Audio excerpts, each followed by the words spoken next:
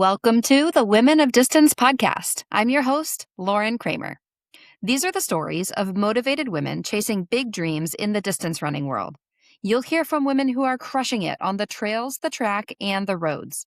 These are not just the stories of results from the top of the sport, but the full story of how she got there, the challenges, failures, successes, lessons, and life between the miles. Before we begin, I want to be sure to thank Open Fuel for supporting the Women of Distance podcast. Stay tuned during this episode and check out the show notes to learn more about their responsible sports nutrition products, company ethos, and why it's worth your time to check out what they're making. Another quick thank you to Summit Roasters for supporting the Women of Distance project. Good coffee, roasted fresh in my hometown. Find their website in the show notes along with a special discount code to help support them and the podcast. We'd love to see Women of Distance listeners supporting those supporting us. Without further ado, thanks for listening. I hope you enjoy. Okay, I am hanging out with Maria Guy today, just a few days after setting the Millwood 100 FKT. I am so excited to talk about this effort.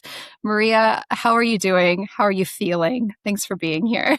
Of course. No, yeah. I'm feeling better than I thought I would.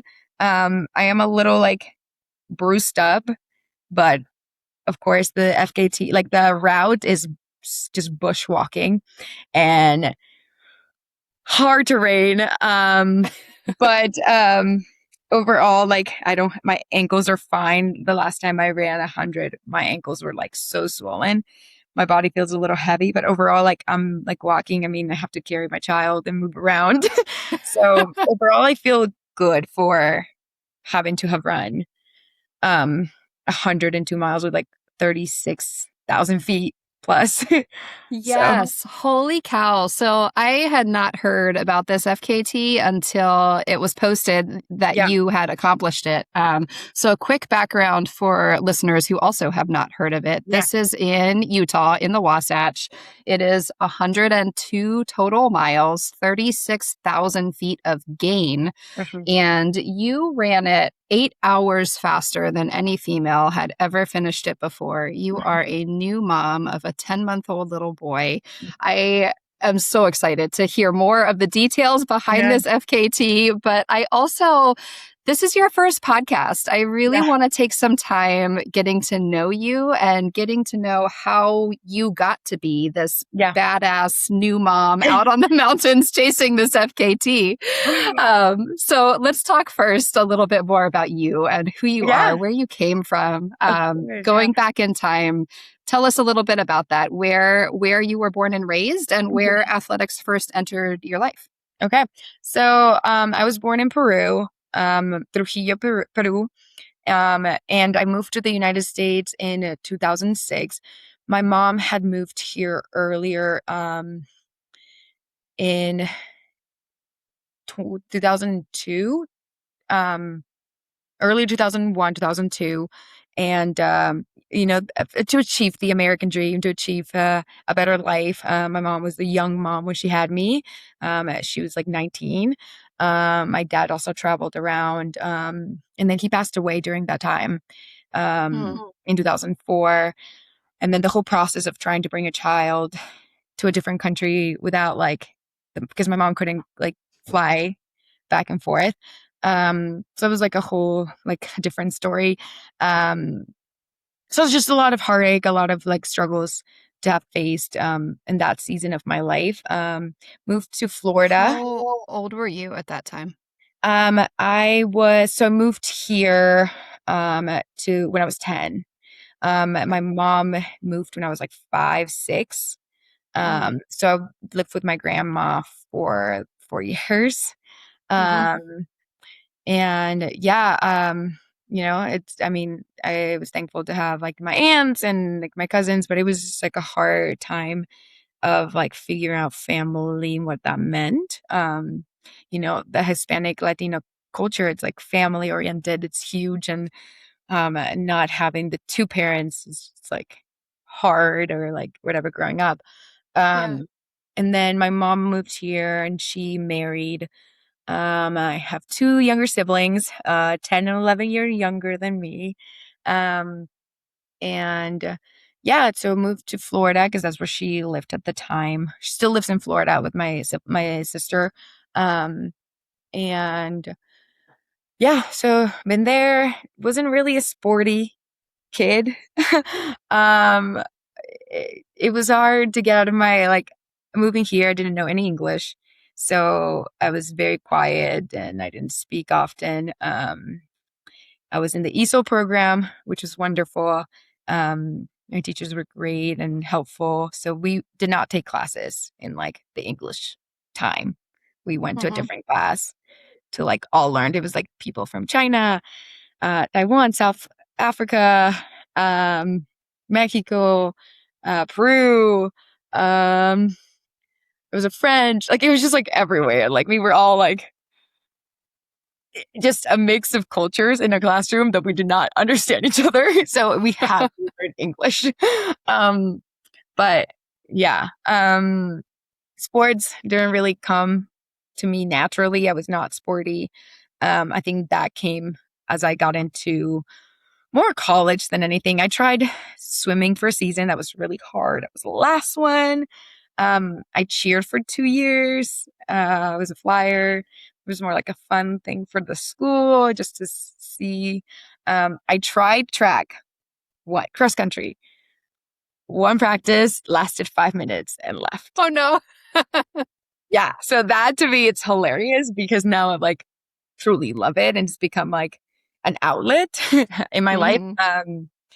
But yeah, I think I like COVID happened and that's when like the biking and running kind of started becoming a part of like just letting out steam therapy.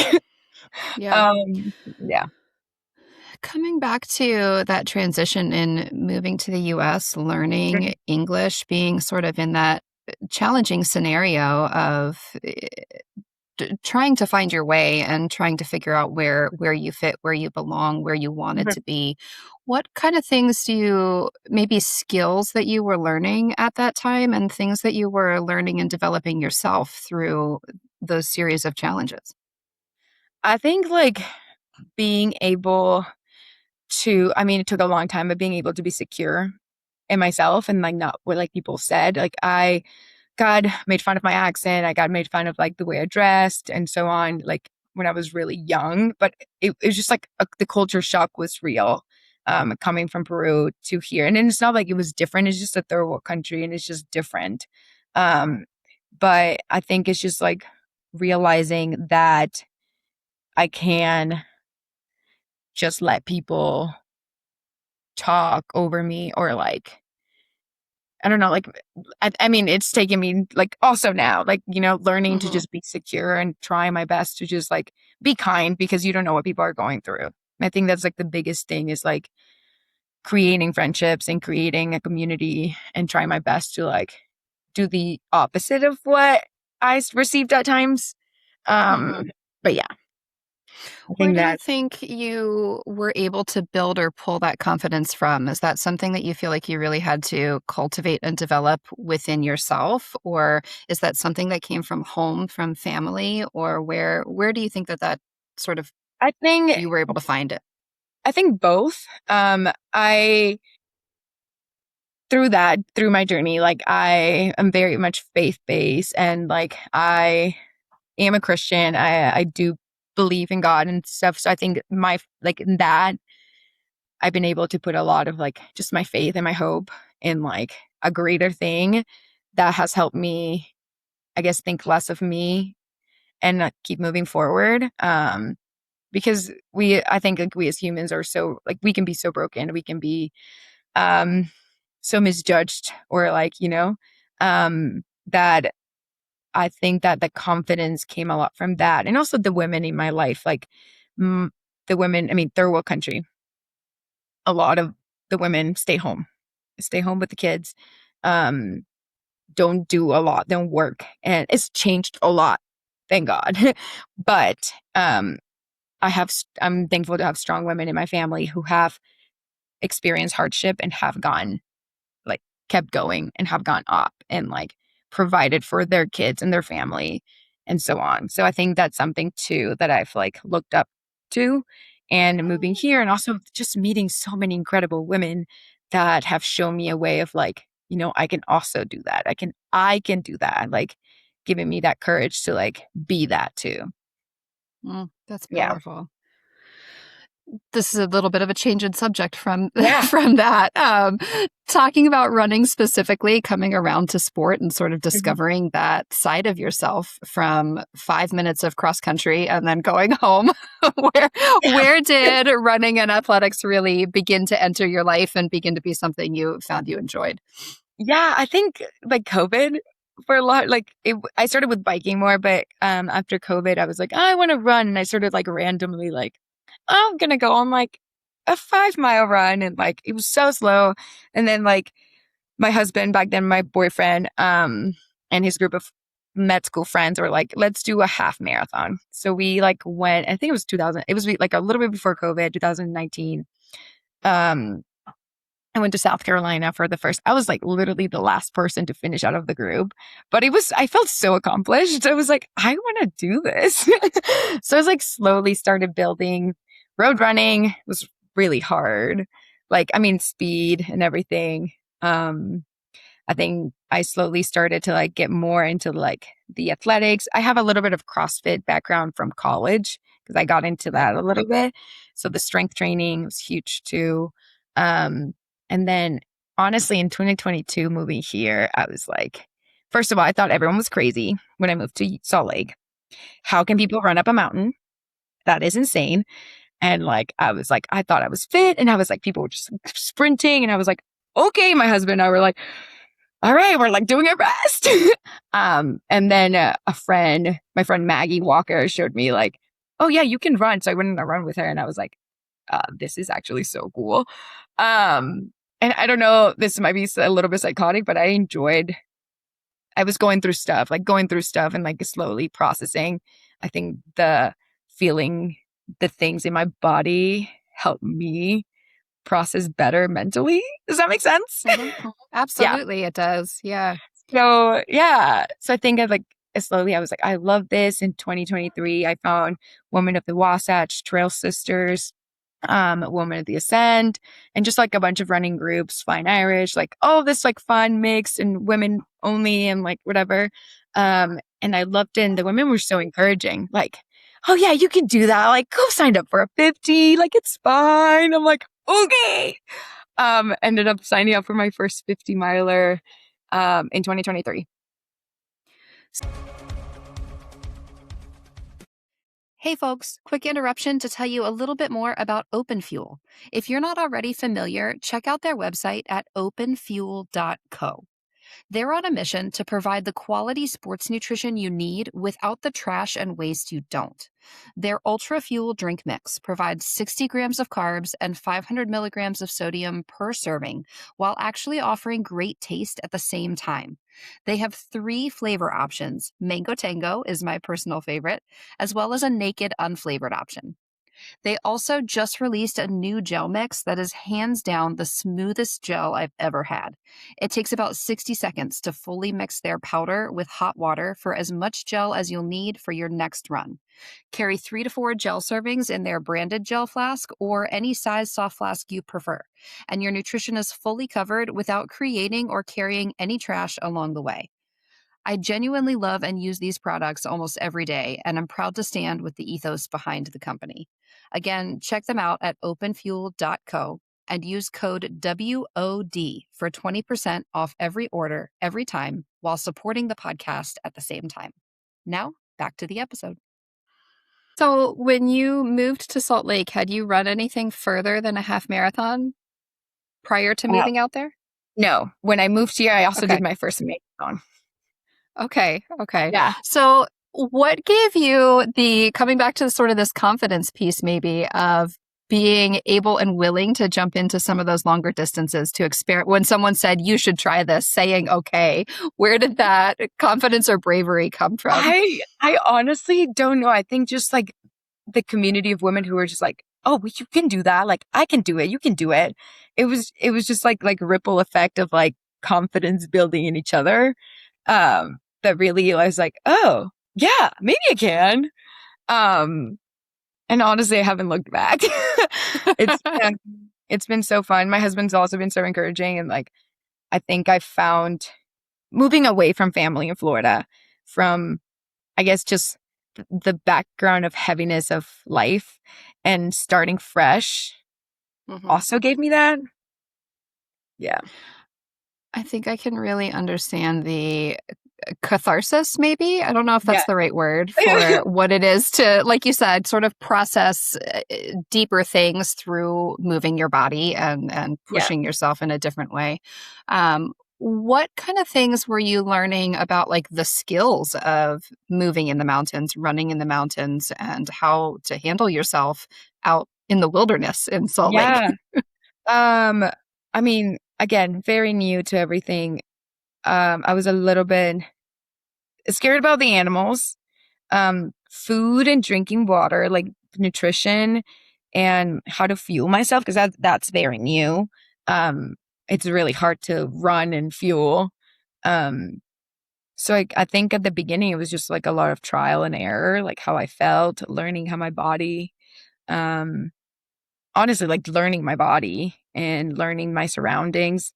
I I think it's pretty lucky to be here in the sense of like I don't think I've ever felt I don't know, scared. Like the trails I felt safer with Hmm. animals than I have in road, especially back Hmm. in Florida.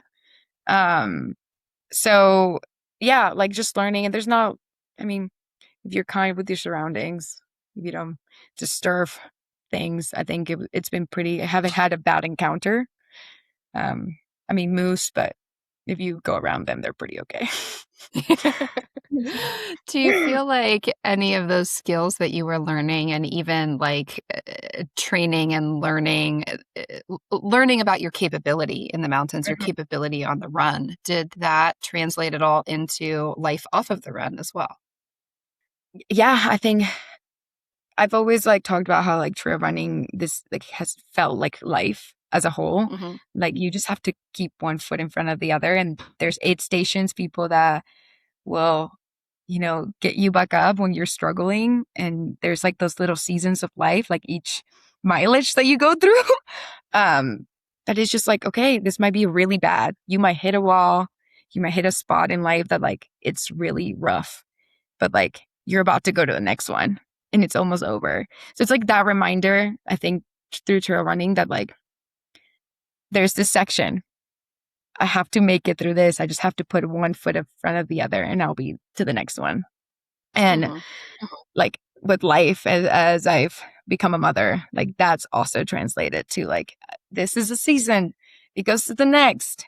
Like when we were trying, I had a miscarriage, and having this baby was like how to still be in the trails, but not, because I was still afraid of what my body could do. Um, Hmm. but it was just like, okay, like keep going in faith, like keep one foot in front of the other. Like it is doable, like as long as you keep going, keep moving forward and not just stopping and giving up. I think that's something Hmm. showed me.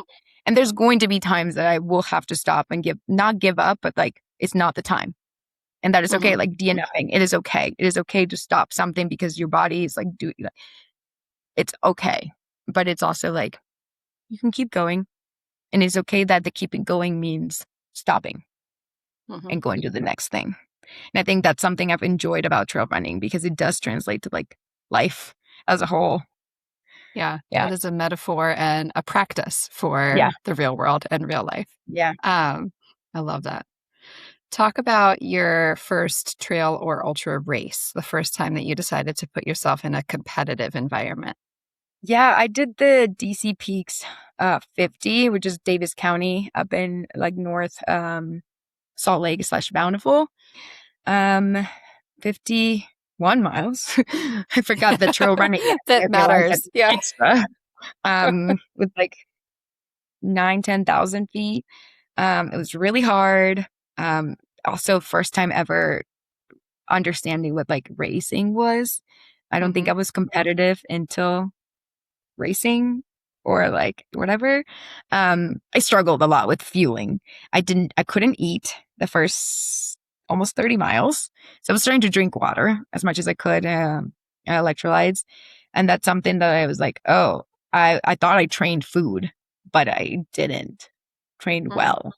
Um, so it was rough. I ended up getting second, but I did not feel good because I was able to eat the last 20-ish miles or whatever, but the first 30 I struggled so hard Mhm. trying to like eat. I kept going and I kept like trying to eat like applesauce, but I was like so like nauseated. Um, so I think that taught me just what I had to do better with my fueling. Because trail running is not just like, here, you just go run. Like, you have to eat a lot, like a lot, and drink a lot. And like, so carbs, sodium, and so on. Like, so, but I haven't, like, I'm still so new. It's been 3 years. um, so that one was a learning. It was really incredible though, but I loved it. Like, I love the aid stations. I love the volunteers. The community was so fun. Um, but everyone's just so encouraging. Everyone's Yeah. so encouraging. And that's like so cool. This is kind of a question I like to ask. It's not uncommon that your first competitive experience like that is hard. And, like you said, looks good on paper, but an Yeah. experience was maybe a different story. What is it that brought you back to do it again? Um, I got the bug. I don't know. I was like, I'm again, like, I have no really good background in sports or any, like, I guess, competitive thing. And I think I found a competitiveness in myself that I didn't know was there. Mm, Um, and I enjoyed it. I was like, wow, like maybe like this is, I don't know. And being outside, being in the outdoors and seeing just like how beautiful things are, it was also like a drive. And I was like, I love this. This is so hard, but like just so cool. That was literally one of my questions was like, was there a moment that you realized maybe you had something here? Maybe you had a talent for this? And do you Yeah. feel like that first race sort of started to bring that out in you? Or do you feel like that maybe came later when you had a chance to apply all those things you learned the first time? I think it came a little bit, but I think it also has come in the past couple years. Like I didn't know that I could. Mm, And to have done it was just like an opportunity to allow myself to be like, you could be good at this. It's silly, it's funny, it's fun. The community is amazing. But I mean, sometimes I really think to myself, this is so silly. What am I doing? But it has also been like a time for me to just be like me for a little bit, especially this season of motherhood, like a time for me to just be like not a mother, mhm, be a woman out and about mhm. for a second. Um, yeah. I think this is maybe skipping ahead in your story just a little bit, but coming back to that theme of motherhood and what Mhm. it is to be an athlete and a mother at the same time. I was really interested in hearing as much as you're willing to share about sort of that story and that path to motherhood. Like what did it look like in pregnancy? And I know that Mhm. you had, as you mentioned before, some fears and some caution in this pregnancy. What did it look like to wrangle with that as an Mhm. athlete and to sort of find that balance through pregnancy of Yeah. you and being a mother at the same time? Yeah. I think, I mean, um, we started trying 2024 towards the end. And I was pregnant for a couple weeks and then I like miscarried. And that was like a really hard because my I was really hurt with myself in the sense of like I was questioning like I could do this run. Why can my body like finish creating like my baby, right? Mhm, And that's something I like struggled a lot through trying again because you never know. And it mhm, is so common to miscarry. It's so common. But it's not like talk about as much or it's like hard to talk about it for many mhm. people, because they're like trying and so on. Um, so when I became pregnant again, I was so cautious my first trimester. I didn't do much. I tried to run maybe once I hiked, I walked. I have a dog, so it was just a lot of like just walk. I was afraid to push my body. Like Mhm. the first trimester was just fear, to be honest. And we decided not to find out the gender, to just be a little bit this like not attached to the feeling, or like, if anything could happen. Um, and as my second trimester and my doctor continuing to reassure, I always asked to hear, listen to the heartbeat and just making sure. My placenta was out, so it took a little bit longer to actually start feeling kicks and so on. Mm. But as I got to my second trimester, the first trimester feels of emotions and so on kind of started to go away a little bit, which is great because it was very intense. Um, Mhm. and then second trimester, I started hiking more, a little bit more running. I was feeling good. Um, like my emotions, my level of like, I guess, happiness, like improved. Mhm. Um, and yeah, no, I got more like excited to do things. I was feeling more comfortable. Once I got to like the end of my second, I was like feeling kicks. So that helped. I think once I started feeling Theo, my baby, I was like, oh, and like it felt like just weight off my shoulders. First Reassurance. Yeah. trimester was great. I hiked a lot. I tried to do a peak a month. Um, once like I like hit the second trimester, which my husband was like, "You're done."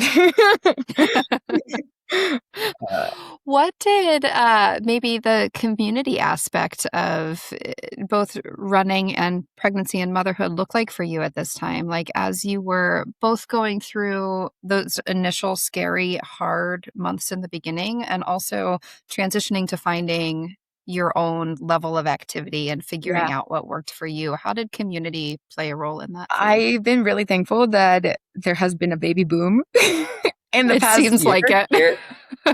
Um, yeah, like Leah Yingling, like Jules Campanelli, like a bunch of Justine Hewitt, like a bunch of like our group of within also the women of the Wasatch and the Trail Sisters community and so on, like just babies, boom. And we're all within like either 2 months to like 9 months of difference, which is amazing because and then below, like it goes everywhere, right?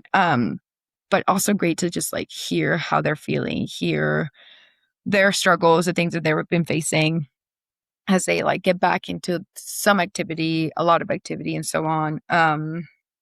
And I think that's been super encouraging to have that group of mothers and babies during the season to just like, we can like somewhat relate, somewhat like have baby play dates and like do things. And I've been very, very grateful for that.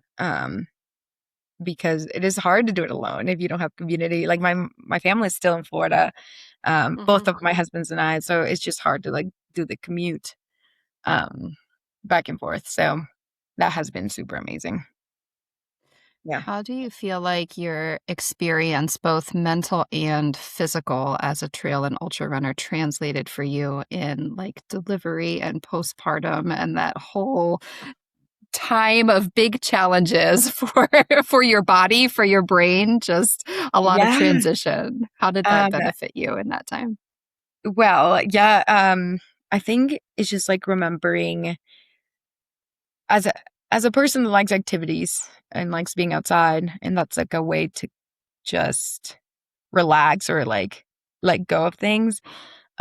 Especially like once the end of the 9 months hit and like having the baby and then postpartum, like patience. I learned a lot of patience, Mm. lot of just being okay with the mundane and like sitting around and letting my body heal. I was very blessed, I think, and I think because I hiked so much um, during my third trimester, that helped during the delivery, um, because it went pretty smooth. I had an induction. Um, I was just getting like I was having a hard time towards the end, and I just wanted to see this baby. um, so I had an induction and everything after like went pretty smoothly. My water broke by itself. And I had a few stitches internally. But overall, like, it was okay. Like, I was fine. I mean, all the things that happened down there after, I mean, it's a struggle for like a couple weeks, but For sure. and the diapers are fun. Like, not me, but yours. Yeah. But, A whole new level of challenge, patience, humility. yes, a lot of that. And just like understanding what to do with this baby now that was out. Mhm. But we took a lot of walks. We hiked. We were just like taking it slow, like 30 minutes just to both of us could get out. My husband is in residency, so he was able to take 2 weeks off, which is great. But that was a good time to just spend together and like kind of have somewhat of a routine and both just see this miracle baby that finally was ours. But yeah, I think, yeah.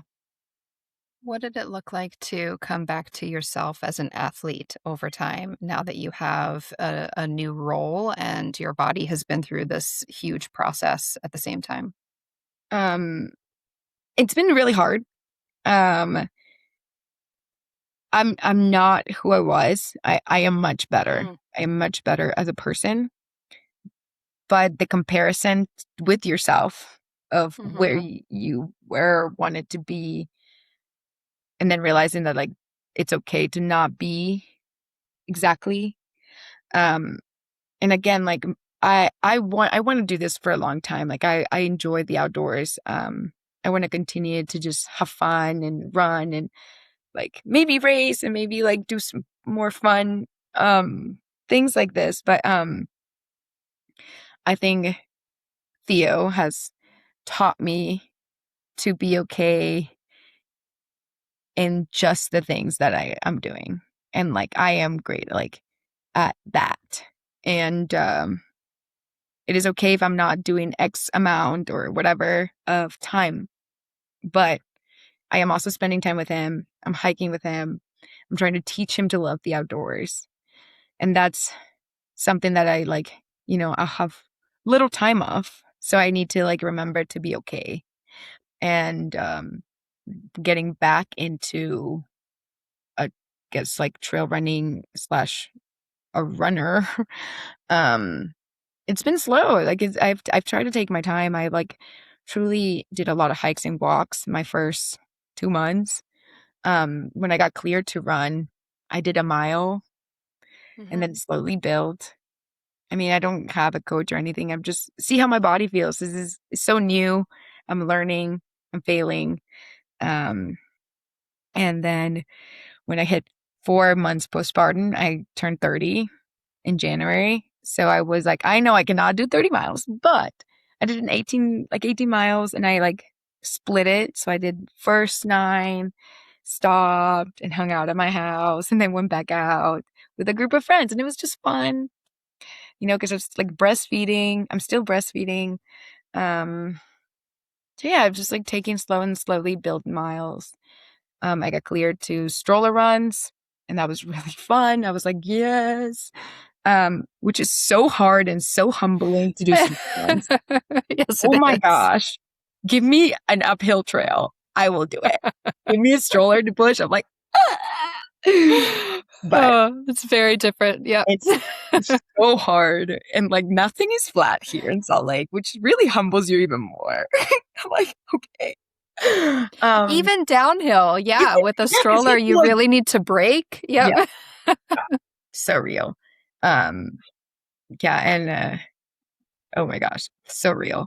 But yeah, like the stroller runs helped a lot. I think it helped my strength and something I like made a goal for myself because I didn't want everything to be running. I was like, I just want to do a pull up a month for every month that he's alive. 10 months, I can do 10 pull ups, which I think that's Wow. huge. Uh, Yeah. so yeah, and I've putting goals of outside of running has been just really good.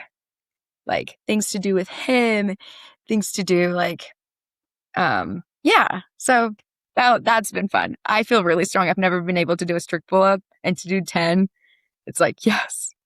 That's Today, very though, cool. or not today, yesterday, I tried to do, but my body still feels really heavy from the run, so I have not been able to do anything. I'm like, You've got a little bit of time. Yep. Give yeah. yourself some grace there.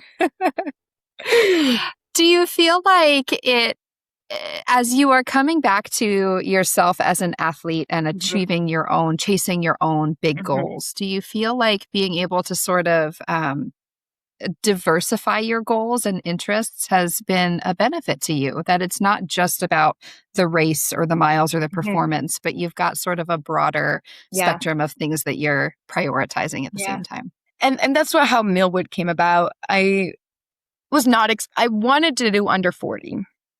And then I was like, maybe I could do between 35 and 40 hours. Because like the women who have the previous, they're strong runners. They're like incredible runners in here in this community. Rosemary and Justine.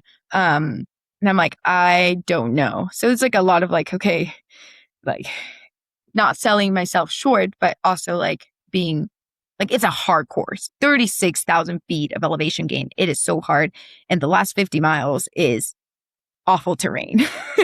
um, so Millwood, I was like, I'm also moving from Salt Lake next year because my husband's starting fellowship and we're moving to St. Louis, Missouri. Hmm. And I was like, I want something for me. I want something that it doesn't have to be a race. Just something that I can leave a mark in this community that has helped me grow as a person, that has like I've become a mom. I mean, we got married, we moved here. First time we like started like our family. Um, we got our dog and a cat, like a lot of firsts here in this community. And I wanted to do something that meant something to me that I could put my heart and effort into. And I was like, what better thing than Millwood? I love Especially it. because it's like our backyard. Yeah. So Okay, you need to give us all of the details about this course. Like I said, I had not heard of this FKT. I think it mhm, means a lot to the local community there, and that's sort of the beauty of FKTs, right? yeah, Is that what that's what they are? They tend to yeah, be a little bit more personal. I know it was created by Jared Campbell. Everything I have read about it has said this is possibly harder than hard rock. It is certainly, just by the nature of being an FKT and being, you're supporting yourself with your family, your crew, your friends that are out there. It's not an organized race with yeah, aid stations and a yeah, lot of help yeah. and access. Talk about, where did this idea first enter your mind, and what was it to you? Like, what was it that made it so attractive and important, aside from the local Yeah. aspect? Well, I've heard of Millwood as when I first started here, like trail running, when I got into like the community groups, a lot of people were like, oh, this is this race. Cause also he created the whirl, which is like the ridge line, um, around Little Cottonwood. But it was just like so many things. He's like a famous person here. Right. Um, and I was like, that is so cool and whatever. And I was like thinking about like the 50-mile I've done with like the 9,000, 10,000 feet. And I was like, 100 with 36. I was like, I'm never doing that. Fast forward, um, during my pregnancy and then postpartum, I was just like, I want to do something that again means something to me. Um, and then as I got like Millwood, I was like, it's something that's been created by Jared Campbell, which is someone that we all here in the Salt Lake community respect. With all the things for running up for air, and just things he has done. And again, like being in the backyard, it's pretty great to train here. So I was like, on my birthday, I was like, I'm gonna do this. I am going to start training. I am going to do my best, and see what happens.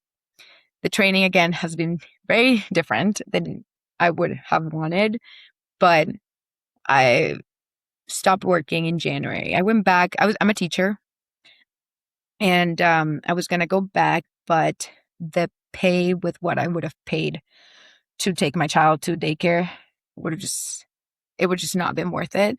And Mhm. decided that that was not the best thing for this season of my life, which was really hard, especially as I mentioned before, with like the women in my family, like not working. And like now they all have jobs and they're like well on their own. But that's something that's like still in my head and that I have to like really be okay with. And my husband is wonderful and all the things, but it's just hard. Family history, family issues. Um, so being a full-time mom while my husband is in fellowship, residency, which the schedule is insane. It's been really hard. I have, I guess, have had a trainer, which has been my son. During his nap times, I go and run. And that's been really hard. It's like right now his nap time, 10 to 12, heat of the day. So I've had to pay to run. So I'm like, I am going to put I'm going to put effort. This is something that it is not a race. So I have to know what I'm doing. I have to know the route. So scouting, did sections. So I would do either 7 or 10 miles of the sections I started in May and slowly finished last month before I did the run. And honestly, I've loved it. I've loved scouting. I've never done that before for a race because I usually like the surprise and most of the time it's pretty well marked. And I've seen more of the Wasatch that I could dream of, and it's been so beautiful. A lot of sections were really, really hard. But the training, I started with just building my base back from postpartum. And then the past 2.5, 3 months, I started just focusing on all the vert that I could do. And I was hoping that would make it. I was doing between 50 to 70 miles the last 2 months, as much as I could. And my husband has been in trauma, working a lot of on-call weekends. Wow. So a lot of also I started a part-time job in the mornings to just make a little bit extra so I could pay, because I really wanted this. I really, really wanted it. And I was like, I'm going to do my best to just make it happen. He took extra shifts to be able to also bring extra. So it's just a lot of team effort here from him and the community. A lot of friends willing to also help and watch Theo for a couple hours while he slept, while he was awake. Honestly, I'm gonna cry, but I'm just so thankful for that, being able to just take care of him while I went and achieve a silly goal, that they still loved my son and were willing to see him and be with him while I tried to do something stupid at times.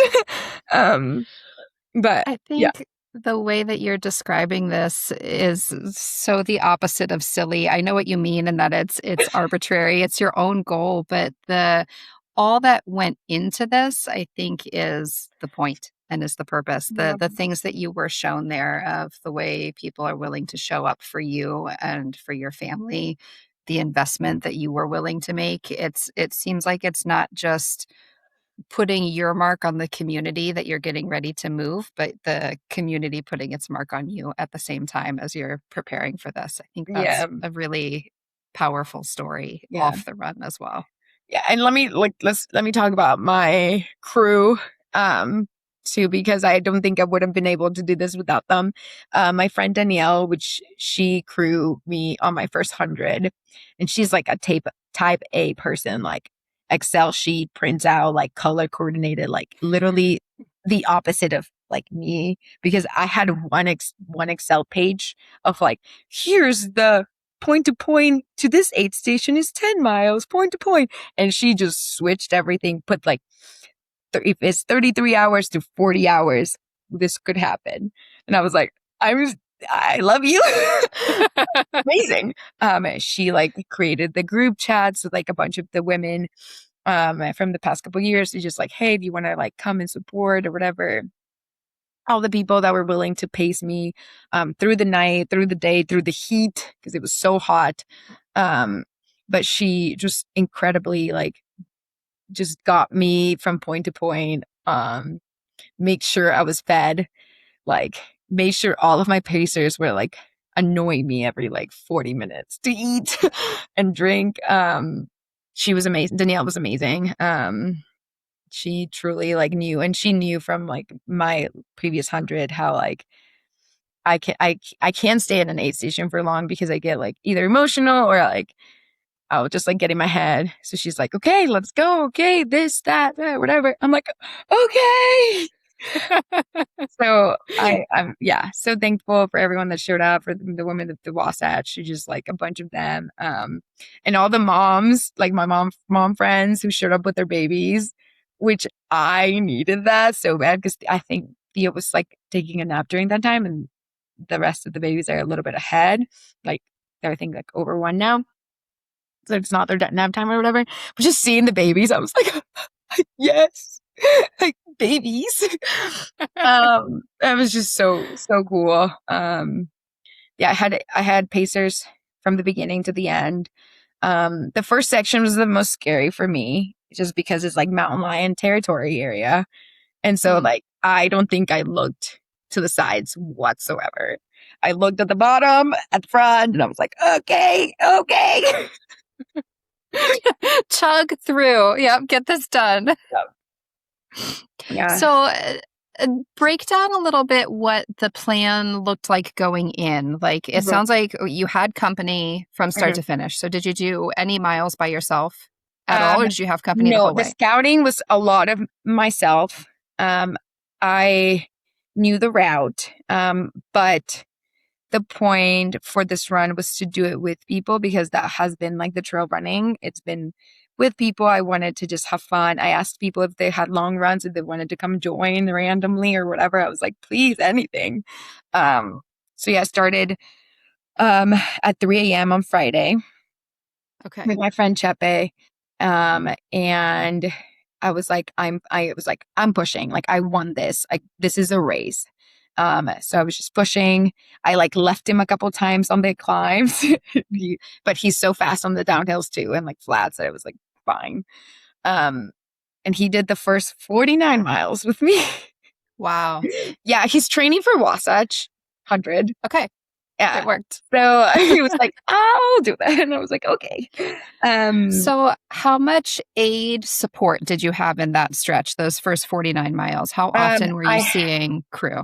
I saw a crew at mile 13 to switch my flask, but it was fast. It was just switch and go. And then after the like second, so mile 18, I saw another one because it was like the big climb up West Granger, which was like, it's 5 miles, but it's like 3,200 feet of gain. Wow. And so after that, I didn't see them until 27 or 30. And then, but that was, again, like, that was also like the first couple were just like flask, switch, food, switch. I wanted to get out of the Mill Creek area because it was the most somewhat not runnable, because it's not runnable. But it was the less like technical. There was only about total of, I would say, in the first 30 miles, about 3 that were bushwalking, and then 3 big climbs. And then once I hit, I think 27, 30, it was like the intense heat time, which it was up like Gobbler's Peak, which is this other big peak, but it was like straight up and like bushwalking for like half of it. So like all the like branches everywhere on the ground. So like you can't see the ground because all the like bushes are like this. And so you're just like trying to run through. And then to get to the peak, it's like from the back straight up. Thanks, Jarrett. That was literally me the whole time. I was like, thanks, Jarrett. I was like, I'm doing this for myself. Thanks, Jarrett. But then it was like a downhill to the dog. You have to do a loop around this dog leg, or else it doesn't count. So you have to just like loop around, like, yay. And that's like a friend met us there just to switch flask for both of us because it was like the heat of the day and got some ice. And then didn't see them until mile 50. And then I took a longer break and I switched because my clothes was just like white from all the loss of sodium and salt that I've had. I had 12 chicken nuggets. Bless chicken nuggets. I had half a smoothie. No, yeah, I ate a lot, which was really, I don't think it was that good because I was really nauseous for a little bit of the like next section. But it was still pretty steady. It was just like it was just a climb all the time. Climbing. We did a little bit of bouldering on that section. There was a little bit of bouldering here and there on our force, trying to go down from like this, like, it's just like rocks. You can't even see it in pictures or videos that we have, but it's just like trying to climb as you're like almost 60 miles in. And then a lot of bushwalking, going through like some areas because there's some neighborhoods now that have built up around some like at the bottom by the road. So just like going through those because you still have to find the route. Very Barkley-ish type. Like not surprising. Yeah.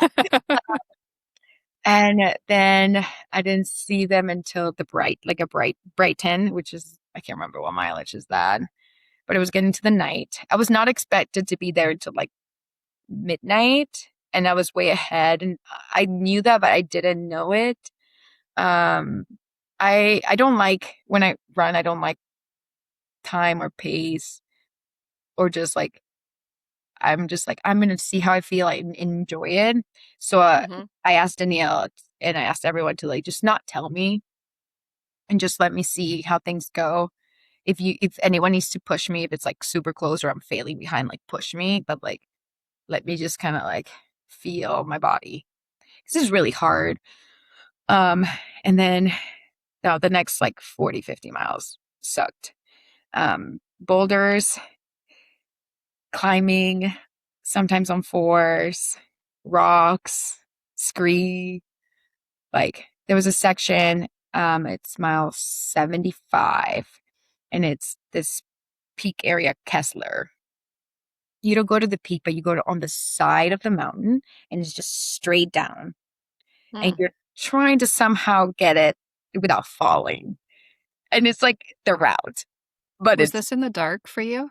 Oh, this was in the dark, which I was kind of in the dark because I couldn't see down. But at the same time, I was like, it's fine. I'm fine. Like, I used to be a little bit afraid of heights, but that section gave me a little bit of anxiety about the height. Rightfully so. Yeah. But we just kept talking, like friends kept talking, because that's what could get us through.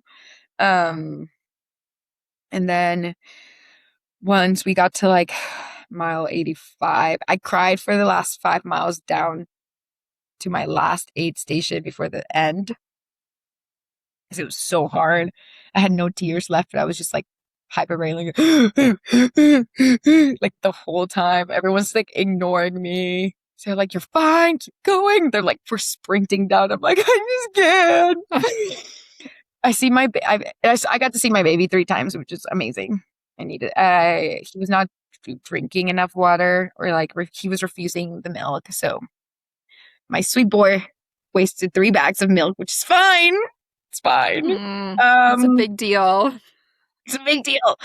So I had to feed him halfway, and then towards the end was rough. The end, it just kept going.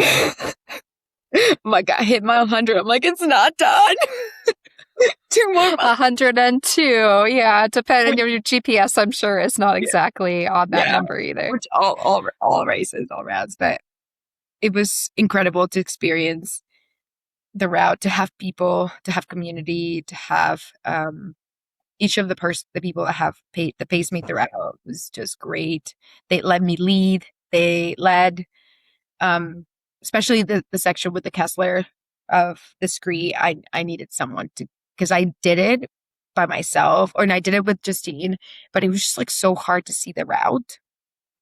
But yeah, I was thankful for both, like the letting me lead and like going in front of me. That was much needed. Yeah. So many questions coming off of that description. You mentioned that you're still breastfeeding, and this Mhm. was a 34-hour effort. So talk a little bit about what that looked like. Obviously, you mentioned you had to stop and feed him in the Mhm. middle.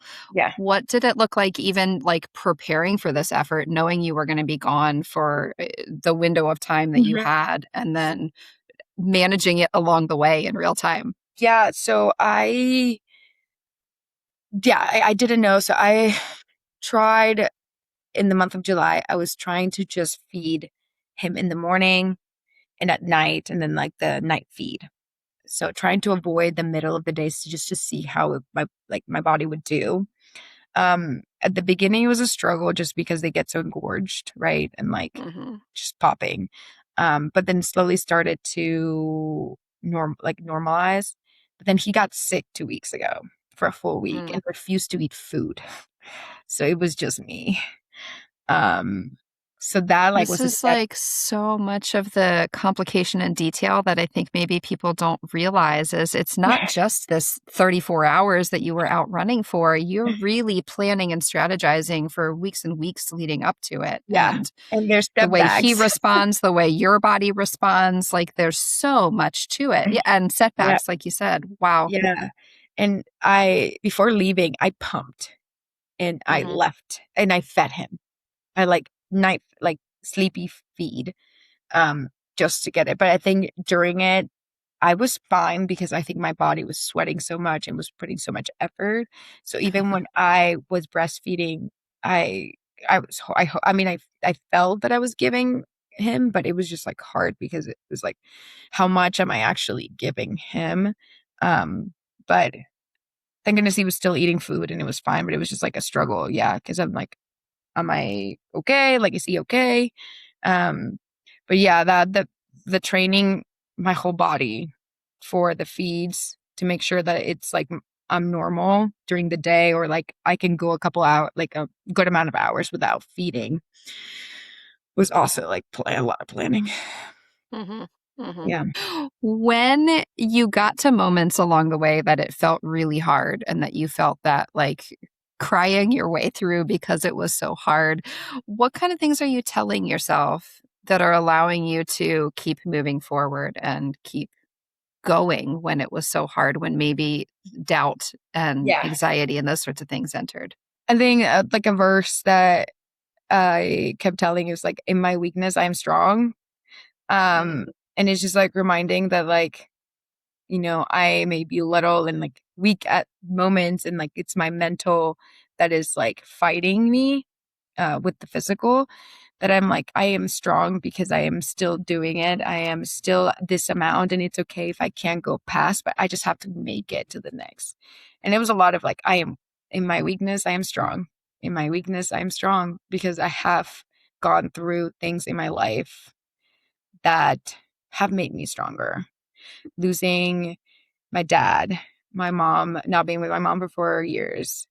Like I just turned 20, it just turned 20 years of me being in the United States on July 31st. And that was also reason why I picked that date. Um, I'm just like, I'm grown as a person and I've struggled through different things, um, different issues. And I have become stronger because of that. And I wish I would have faced a lot of things that I've been through? Yes, but I'm also the person I am because of them. And I think those moments have allowed me to view life in a different way, and to have accomplished, to have like kept pushing when I was feeling weak or not good enough during the race, that I was like, no, but I am and I belong and I'm still going. And like I can do this. I can do hard things. So it was just that reminder of like, my weakness is what makes you strong. Like, yeah. I love that. Hmm. Was there ever a point along the way that you were aware of where you were in relation to the record? No, Never. not until the last 5 miles when I was like, I can't do this. I was telling my pacers, like my friends, I can't do this. And my friend Danny goes, "You're fine. If you want to sit here for an hour, that's fine. You're still under your record." And I was like, okay. Damn it. I was like, you can't say that. But he was like, "You're fine. You can take a second if you need to." I was like, "No, I just want to be done." I was like, "Guys, I just need to complain." Just like, I'd be surprised if you don't have to complain. I'm like, it's fine. It was just like so weirdly emotional. I felt like I was a child and I had parents telling me like, "Keep going." Come on, one more step. So, coming to the completion of this route, finishing it, not only this incredible feat and this huge challenge, but also having done it in record time and having done it with so many of the people that were so important to you. What did it mean for you to finish this and to sort of reach that point of it's done, I did it? I honestly just gratitude to finish with the amount of people that were at the end. Gratitude that I kept telling everyone, like, I was so thankful that everyone took time out of their day to come and help, like, people clean my feet, people like help me change my clothes. Like, I was just like overflowing with gratitude. Like, I cannot believe I had accomplished that, but also I don't think I would have been able to accomplish that without them. Uh, like, I don't think so. To have had the support and their belief that I could do this was just like, I don't know, it was just like so overwhelming. Um, to just see Theo, my baby, and my husband, and my friends and family. My mom was able, she's never seen me raise, and she got to see me Ah. raise. So that was really cool. She was like, "This is crazy." um, what are you doing? But just so much like gratitude for allowing me to be myself and be a little crazy in this FKT, in this route, um and to leave like a mark of what everyone has left, and like a mark in me already. um yeah, yeah. I can only imagine how overwhelming that has to be. Talk a little bit about having reached that finish, coming home, like starting the recovery process, Yeah. both physically and like how your body is recovering, but also just has all of that mental load has started to kind of unpack and release a little bit. What has that looked like over the past several days? um I've sent lots of texts to friends and just thankful, like, thank you for this and that and all the things in between. But recovery is funny word. I don't know, as a mom, and you can relate, like, it's like not really able to rest. You're not kicking up your feet and No. staying horizontal, as they say. Yeah. um we've been like playing a lot, just spending time with him. It's my recovery. Like, he's heavy. He's almost 23 pounds. I just want to point that out there. Not light, especially when he wants me to carry him. It's like up, and then like wants me to pick up something and squat. And I'm like, okay. But I mean, I took a day, kind of like rested. I like did walk and like move my legs a little, which with my baby, like, you have to, like, Theo, you just like have to walk, move a little. But I did I've been doing like a lot of strength, like body weight, and just like kind of stretching my body. Just because I believe that like that helps, especially as women. Like we need a lot of strength as we get older, in protein. Um, but yeah, I did go on a mile run yesterday and I was like, I think I'm okay. It felt okay. And then I ran today, this morning with a friend. We did 6 miles and I felt pretty okay. And I was really surprised. Um, Yeah. yeah, but it's been nice. I'm not pushing. I'm just taking it slow. I'm like hiking the ups, just seeing how my body's feeling. I think very blessed with the fact that I only came out with like 4 or 5 bruises and a little swollen. Like I just feel heavy. Like, but I think it's just Mm-mm. like my legs feel very heavy for some reason. For some reason. Because you ran 34 miles and 36,000 or 34 hours, 36,000 feet Yeah. again. Do you feel like whether it's really settled for you yet or not, do you feel like you've come out of this with any newfound confidence in yourself of what you're capable of in the future? Yeah, I think so. I think I didn't honestly, I did not believe it sounds like I'm not trying to self-deprecate, but like I did not believe in myself that I could. And the fact that I went below like my 35 to 40 hours goal, I was like, wow, like I cannot believe that I felt good. I my recovery, like my body feels good. I thought I didn't do a good job, but like it worked. What I did worked. Whatever I like, it worked. Um, and I was like, I no, like, yeah, I feel like I can do hard things. um, Yeah. I enjoyed it. I enjoyed this a little bit more than I enjoyed a race in the sense like I enjoyed fighting a time goal without knowing the time. Hmm. Does that make sense? Like Yeah, just like absolutely. yeah, like getting through it. Yeah. So yeah. This is one of my favorite questions to ask, but I want to kind of caveat that Mhm. it sounds like this FKT was really so deep and so meaningful to you that the next question I ask is not meant with any disrespect to Yeah. what you just did. But I'm also super curious in what is next. What are you, what are you doing after this? I did peep your ultra sign up, but I'm curious to hear from um you. What is coming up next for you? so I applied for the bear last year. I did not get in, but I ended up doing a Snow Peaks 50 in June and I got the bear tag. I saw that. So I did not realize I had a bear tag. And I was like, I'm do it. Like my husband was like, you have like that's the one that I also wanted to do. Um, but I had signed up for DC Peaks 100 as well. So I think I'm going to defer that one and do Bear 100. Bear 100 has a Okay. meaningful thing.